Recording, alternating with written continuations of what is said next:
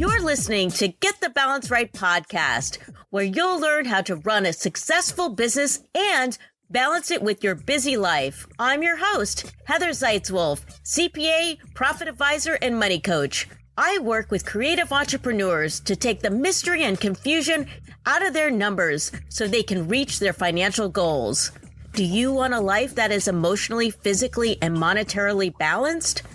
Are you ready to live a life based on passion, purpose, and financial freedom? Then let's get the balance right. Hello and welcome to another episode of Get the Balance Right podcast. I am your host, Heather Zeitzwolf. Do you ever have negative self-talk that holds you back? What about other people who tell you that you'll never achieve something? Do you let their negativity keep you from taking action? The topic today is overcoming self-imposed limitations by breaking through our fear. Self-doubt can keep us locked up in our heads, afraid to take action. As a result, we stagnate by either playing it safe or not even trying. When I started this podcast a year ago, I was so full of fear and self-doubt. What if nobody listened? Who would even agree to be on my show? And the biggest fear, who would even care what I have to say? Scared and nervous, I decided to go for it anyways. I knew I had important information to share, and my opinions, they mattered to me. I did it totally scrappy, but at least I can say I went for it. Tony Robbins has a lot of great quotes around taking action.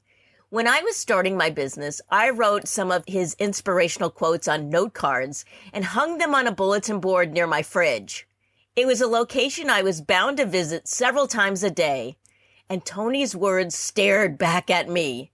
The only impossible journey is the one you never begin. Believe me, I needed to see that. Reading it daily as I went to the fridge eventually gave me confidence. And I thought to myself, why wait? Ready is a myth.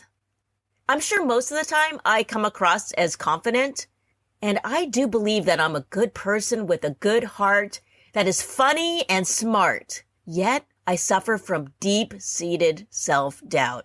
Despite my several degrees, certificates, and letters behind my name, along with decades worth of experience and the stacks and stacks of books I've read, I still have these stupid self-imposed limitations.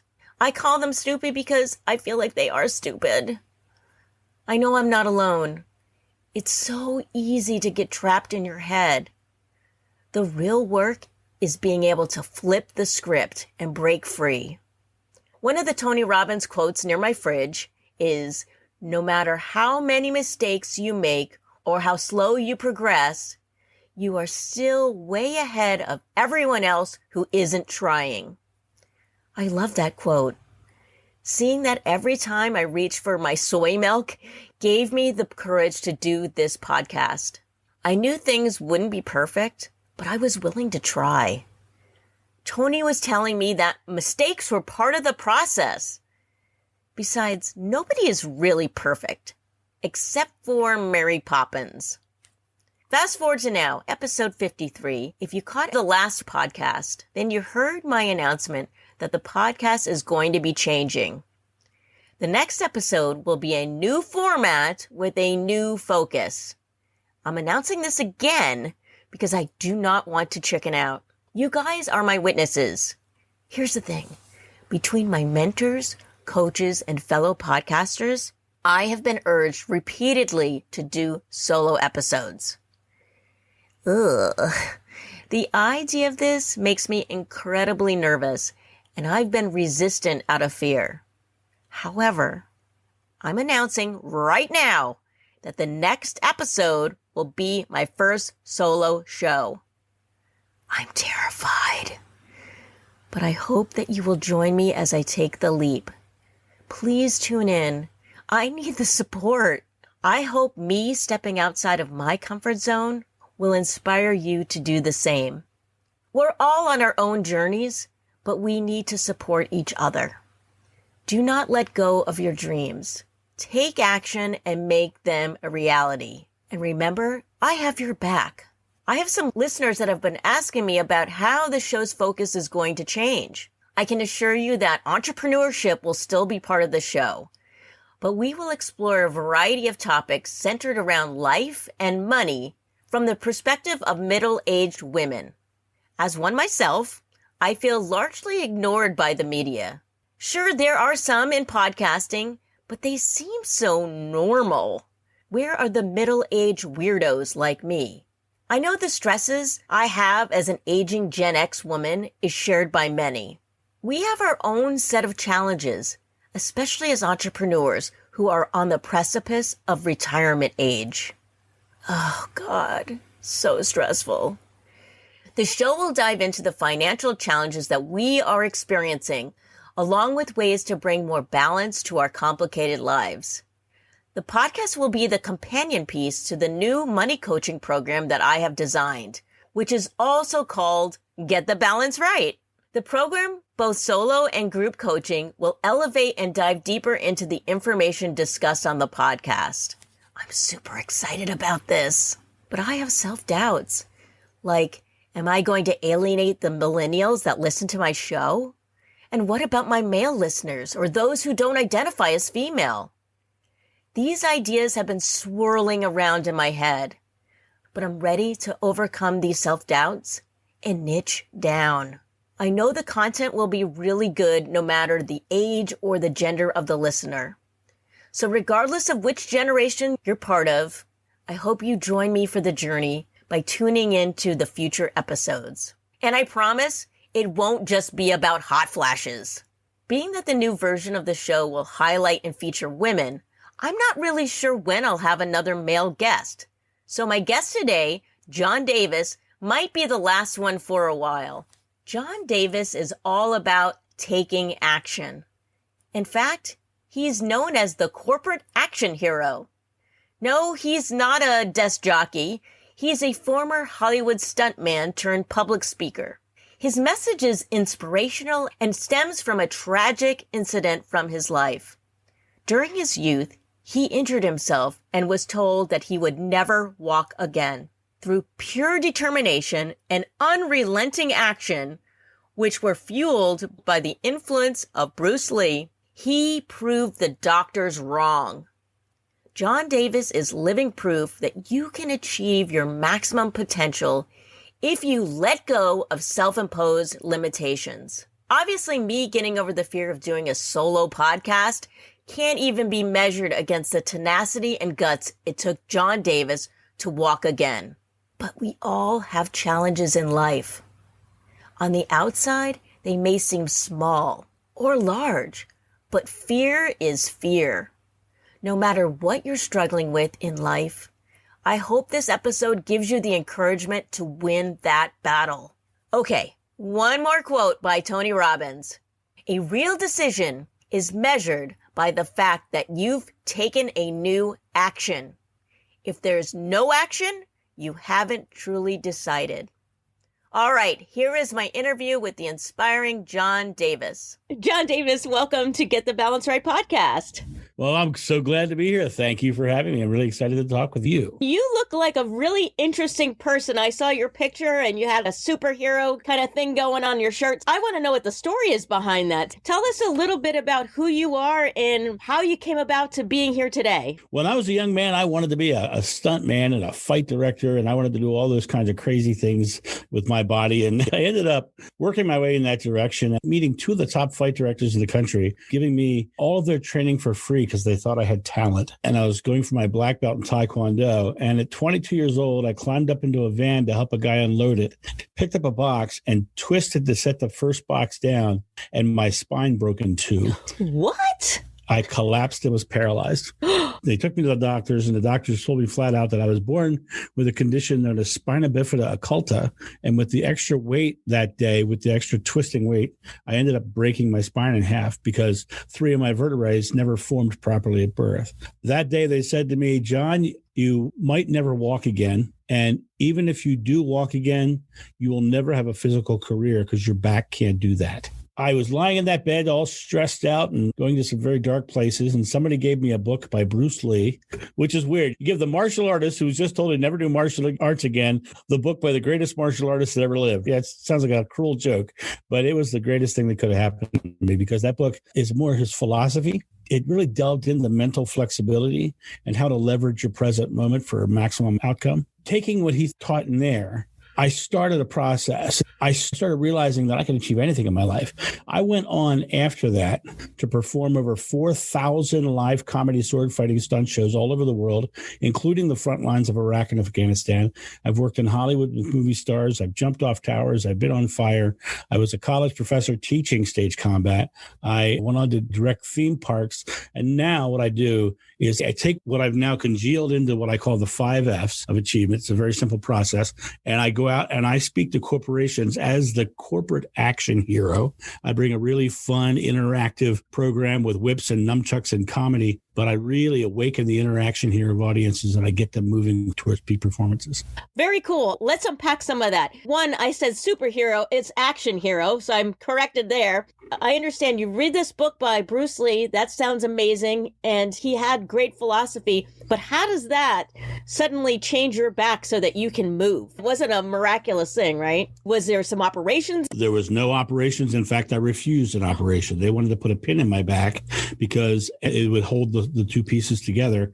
And I told them that I did not want the operation because if they put a pin in my back, I would not be able to do rolls or falls. And so I would never be my stuntman. I decided that I was not going to take the doctor's belief about my future. I was going to take my own. By taking my own belief and saying, I am going to be a stuntman, I am going to be a fight director, I then started leveraging my present moment. And now let me tell you what I mean by that. Is Bruce talks about always staying very present and always being very flexible mentally.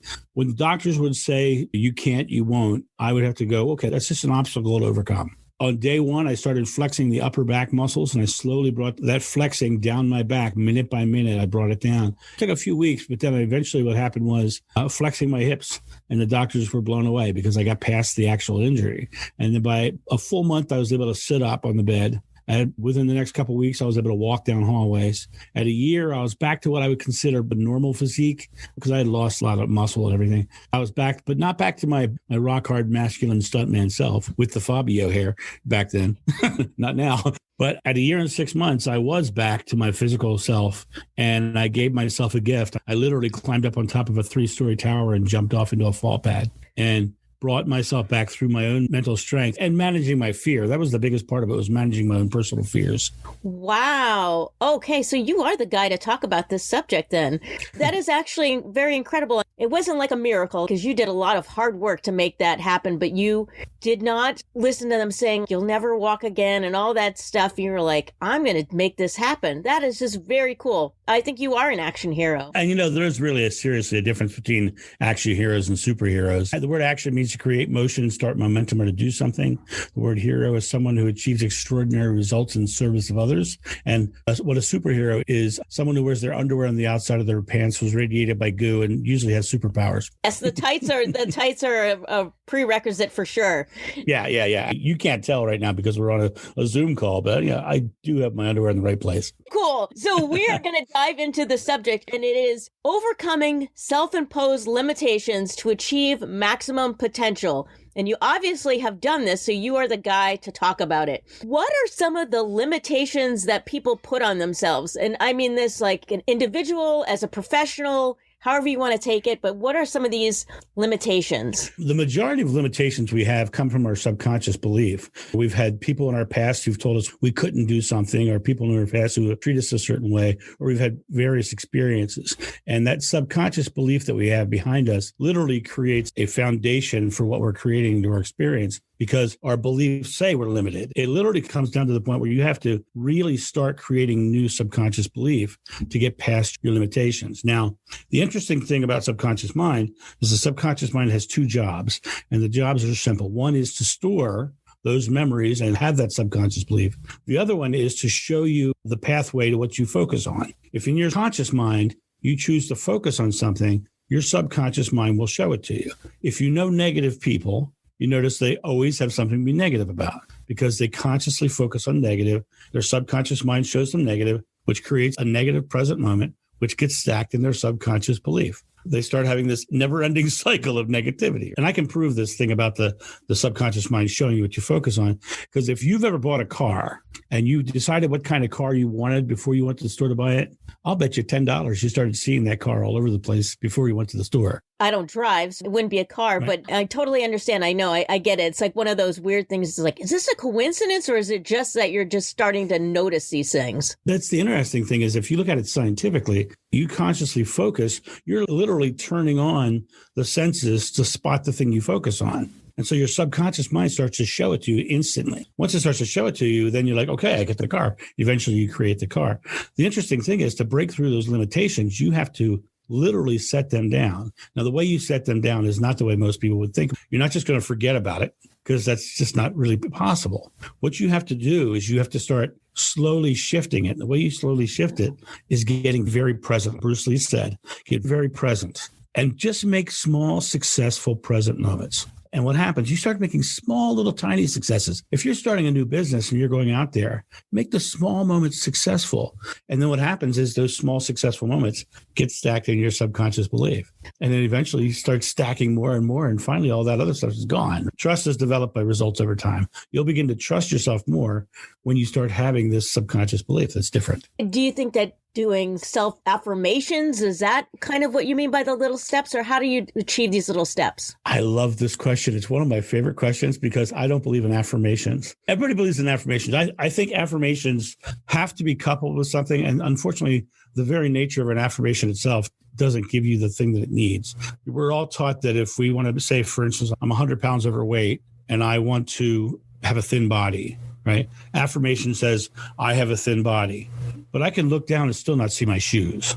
I have to be able to believe it. So rather than thinking about that, what I do in my life is I believe in declarations. I declare what I want, and then I just act in accordance with what I'm creating. That's a very different animal. You know, in the words of one of my favorite teachers of all times, a guy named Yoda, he said, do or do not, there is no try, right? Do or do not, there is no try. So your present moment is an interesting thing. Now, if you break this out in a different concept, Buddha says, what you think you become, you create your world. Krishna says you are the culmination of your thought. Gandhi says you must be the change you want to see in the world. Jesus said, whatever you ask in God's name is granted. But Moses told us that God's name was I am, not I was, or not I will be. So whatever you're putting after I am is what you're creating in your successful present moment. So are you creating, I am not worthy, I am limited? Or are you creating, I am enjoying, I am becoming? Those are much different words than wanting, needing, hoping, or trying, because those themselves are inactive. You make these small present moments. Here's the other part that I see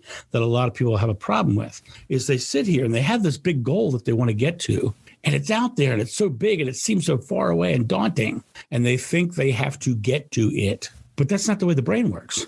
You will never get to the future. The future is coming to you because when you experience it, it's going to be in your present moment. So what you have to do is stack these small, successful present moments in alignment with your outcome, and it comes to you and surrounds you based on the small things you do, not the giant thing that you try to do. That makes sense, because when I talk with my clients about the goals that they want to achieve, we always think, okay, how can we back into this and break it down into actual chunks where you can see little successes along the way? Exactly. And very much for me, like getting out of that bed, I had to literally break it down to I am flexing that muscle right now, down to very incremental steps. I don't think you necessarily need to go that small. I just think you need to make your present moments successful and in alignment. And the hardest part about the whole thing is our fear. We get stuck in our fear response. The interesting thing is when you really break fear down scientifically, all fear is negatively focused uncertainty. Because if you think about it this way, fear is an emotional reaction to some future event that may or may not happen with you focused on a negative outcome. Because if you weren't focused on a negative outcome and you were focused on a positive outcome, you wouldn't be afraid now, would you? So it's just negatively focused uncertainty. The tough part is people, when they get into that negative thinking, the first thing you see them do is their body tenses up and they don't feel like they can breathe. They feel overwhelmed. But the interesting thing is that is a primal fear response that we all have. And actors on Broadway are trained that if they step on stage and they forget all their lines, they're trained to exhale and relax their muscles, and all their lines rush back into their head, because that shuts off the primal fear response and turns on the cognitive thinking brain. Because when we have a fear response, we gasp for air. It's not that we can't breathe. It's that our body is conserving air in our lungs so that we can run further and faster. And by exhaling, relaxing our muscles, we tell our body we're fine. Interesting. Which turns our brain back on. Yeah, it's interesting, isn't it? I'm going to have to try that. I hate being in cars. It freaks me out. I have a fear of it. So I'll have to try that exhaling while I'm in a car.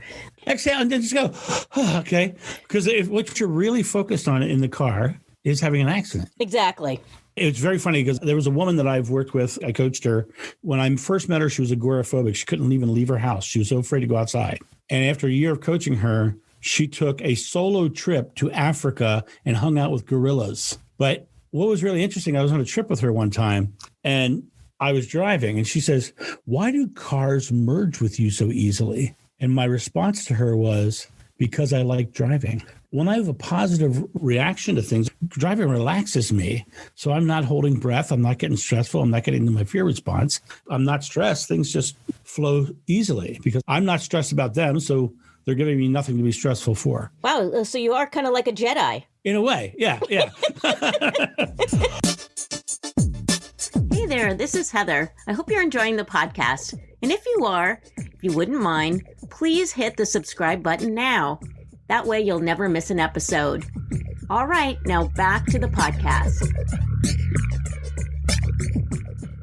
Obviously, you've learned this through your own experience. You've also learned this from Bruce Lee. Have you had other mentors along the way that have taught you this? I am a student of spirituality. My mother had her master's degree in liturgy and was head of liturgical doctrine at our Catholic church.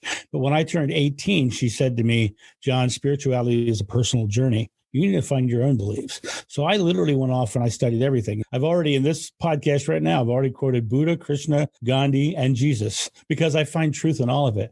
And what I find really interesting, the more I delved into spirituality, I then started finding it in Einstein and Robbins and Neville Goddard and a lot of these other New Age thinkers as well. I think there's a universal consciousness truth to it. You know, I studied neurolinguistics as well and hypnosis. And so I started just understanding the conscious and the subconscious and how it works. And then I was able to correlate that with all these other things that I had studied. So to me, it's been just an amazing journey. Everything I do gets validated by some other source that's completely not in the vein that you would think it would be coming from.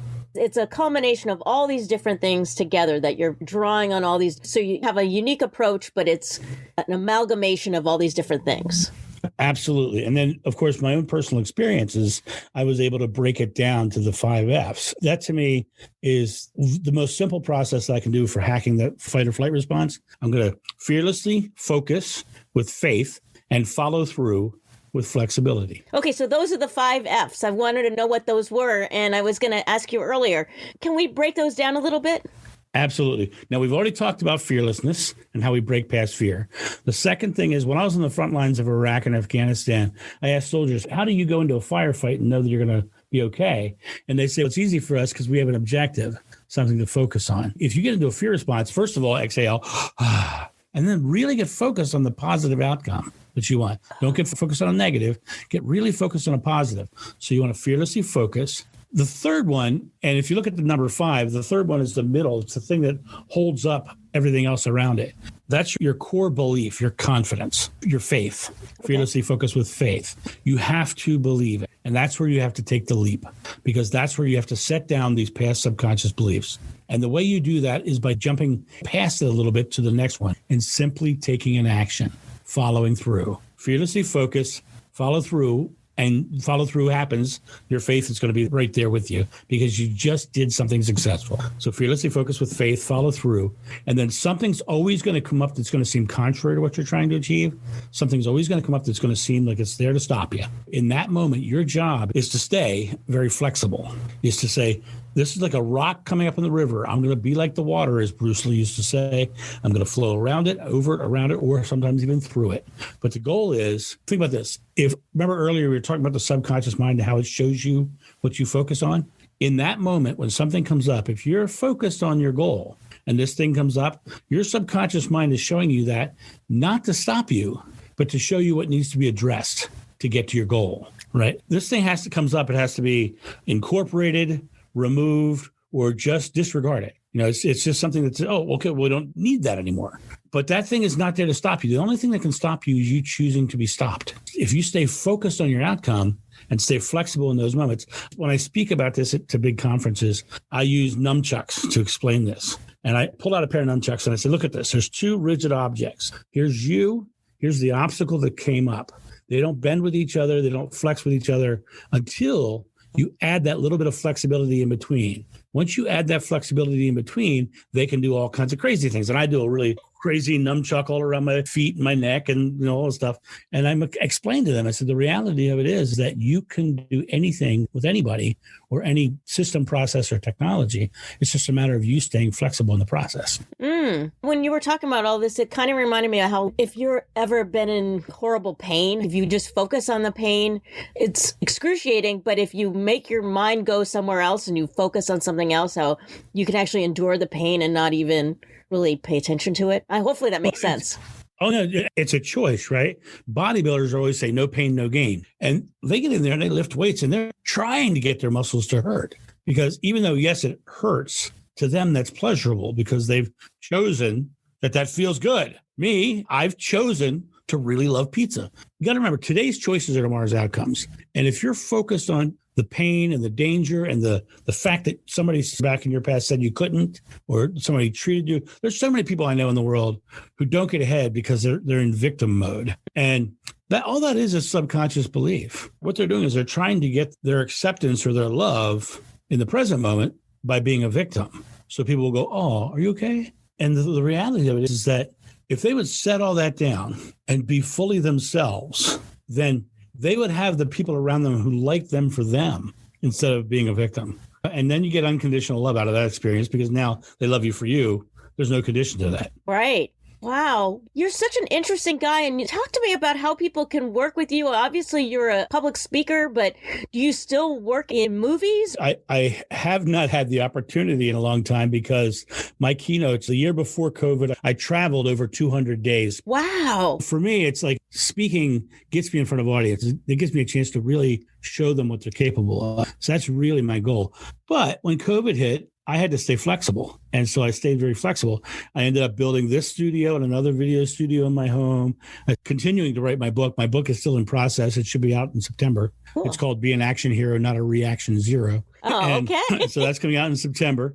And then I started building out online courses. So I took this COVID time to really create new aspects of my business. And when I come out of this, I'm going to have live events, virtual events, online courses, and a book. Wow. I mean, that's so much better of a business model than just simply speaking.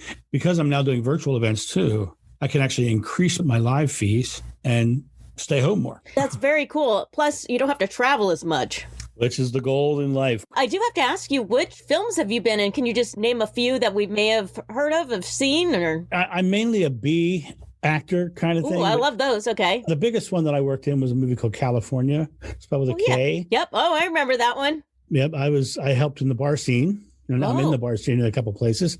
I got long Fabio hair in that one. And the majority of work that I did in Hollywood was not as much on-screen stunts as much as it was training actors to do stuff. Oh, wow. Okay. So I teach whips, nunchucks, gun spinning, quarterstaffs. My specialty is a European Renaissance sword play. So I do Elizabethan sword play, so I do a lot of Shakespeare plays and things of that nature. The majority of my real stunt work was done in live stunt shows at theme parks all over the country. The difference between the two, in film, you train for a stunt for a long period of time, and then you do the stunt and you're done. In live theater, you learn the stunt, you train for the stunt, and then you do it for 9 to 10 months. And sometimes 2 and 3 times a day. You get a lot more time actually doing your stunt than you would on a film set. I think it was Waterworld at Universal Studios, one of those kind of things where the guys are flipping and doing all this stuff. And So you were doing something kind of like that. Yep. There was a Waterworld stunt show in Europe. I forget which park it was in, but my very good friend Payson Burt was the stunt director on that. And when you have friends like that, it's very interesting because Payson and I were hanging out in South Florida because we were both with doing a show down there. Let's hop in the Jeep and drive on down to Key West. So we hopped in the Jeep and drove down to Key West. And we're hanging out in Key West. We're like, hey, look, jet skis. Let's run some jet skis. And I had no idea he was working on this Waterworld show. He gets on these jet skis and he goes out there and suddenly he's like doing ninja flips on this jet ski. He's got this thing up in the air. He does this corkscrew where it goes down underwater and shoots out again. And I was like, what's all that? And then he told me all about being at Waterworld, stunt show, and doing all the fights and really interesting stuff. I know a lot of really cool people. I know the guys who did fights for the first 3 Star Wars films. I know the guys who did Highlander, Lord of the Rings, Sherlock Holmes. I worked with a lot of them on their things. Just recently, I did an interview with a very good friend of mine. His name is F. Ron McGash. He was the fight choreographer for the Highlander series. And he and I teach together, and actually several of these guys and I teach together every few years at what's known as the Patty Crane Workshop. It's the International Order of the Sword and Pen Workshop, where fight directors from all over the world come to Banff, Canada, and for a week teach really cool skills. All of the teachers do it for the cost of their airfare and lodging and food. They don't make any other money for it, but it's about sharing the experience. And fight directors are going there and learning from all the other fight directors all these new skills that they can take back to their own work. It's really a cool experience. The campus itself has an Irish pub. So in the evenings, when you're sitting at an Irish pub with the guys who did Star Wars and Lord of the Rings and Highlander, you get to hear all the background stories. Yeah. Which was the coolest thing ever. I am very curious to know, how in the world did you learn Elizabethan sword fighting? The first 2 guys that started teaching me swordplay, I met them at a Renaissance festival. And I ended up, in the long run, the show that I ended up doing for a long time was known as Hack and Slash. We were a comedy sword fighting team. We did sword fights, bullwhips, beds of nails, jumping off towers, sliding on zip lines, all kinds of crazy things. But I did Renaissance festivals all over the place. And those guys, the one guy, Brad Waller, at the time, he was the fight director in residence at the Folger Shakespeare Library in Washington, D.C. I had a chance to work with a lot of Shakespeare. And still today, one of my big hobbies right now is there's a local theater here that I teach Shakespeare and I direct Shakespeare plays. Wow. Yeah, that's kind of my fun time. I get to go down and sword fight actors. It's cool. And then you get to wear tights too, right? Yeah, I try not to visualize. I don't wear tights anymore. I wear the big poofy pants now. Let's just back up for a second and just tell people how they can work with you. They could hire you as a keynote speaker or how you. The easiest way to find out about me and what I do, just go to corporateactionhero.com. And on that page, you're going to find all kinds of interesting things. Mainly what I do is keynote speeches. I still do coaching, but I do it on a very limited basis because of the amount of time that I have. You really have to want to work with me. That's not cheap because I have to give up a lot of my time to do that. I prefer doing corporate speeches. But if you go there, you can find that. You'll also find on that page that I do a daily vlog. I put out a piece of daily motivation every day. It's in the vlog. And it's also on YouTube, so you can find it there as well. Oh, okay. Every day something goes out. And for your audience today, I want to give them a free gift. And when I say free, I mean free. There's no charge, and you don't even have to give me an email address. Okay. You just go there and download it. It's called the 5F Workbook. And all they have to do is go to corporateactionhero.com/gift. And you're not going to find it if you go straight to my page. You actually have to punch that in to get it. But /gift. What that is that'll take you through your own 5F process, and it'll help you achieve more and get to your goals. Wow, very cool. And where do you hang out on the socials? Are you on LinkedIn, Instagram? Where do you hang out? I'm on LinkedIn, Facebook, Twitter, and you can find all those links on corporateactionhero.com. Wow. And have you gotten onto Clubhouse at all? Have you tried that out yet? I have not. And I had somebody else who's been pushing TikTok towards me, but I haven't gone there either. Well, John, thank you so much for hanging out with me today. This has been really great. Thank you. It's been really fun. I hope we brought some value. That's all I really care about, is that somebody got something out of what we just talked about. Only thing I want to say is remember that today's choices are tomorrow's outcomes. So make sure that your present moment is just positive and successful. Hey, this is Heather. Thanks so much for listening to the podcast. If you found value in the show, I'd really appreciate it if you gave me a rating on iTunes, or just simply tell a friend about it. And if you're interested in learning more about my profit advising and coaching, please set up a discovery call by using the link in the show notes. All right. Thanks so much, and see you next time.